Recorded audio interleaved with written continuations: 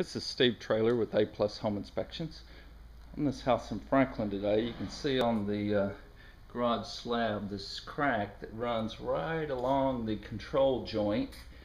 And the reason for this crack not cracking in the control joint where it should be is they didn't cut the control joint deep enough. The control joint should always be at least 1/4 the depth of the slab. So if it's a 4-inch slab, the control joint should be at least 1 inch deep, and here you can see it's just barely scored. So the purpose of the control joint is to control the cracking, but if it's not done properly, it doesn't work.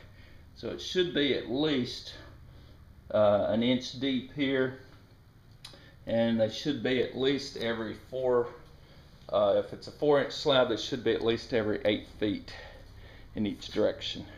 This is Steve Traylor with A Plus Home Inspections.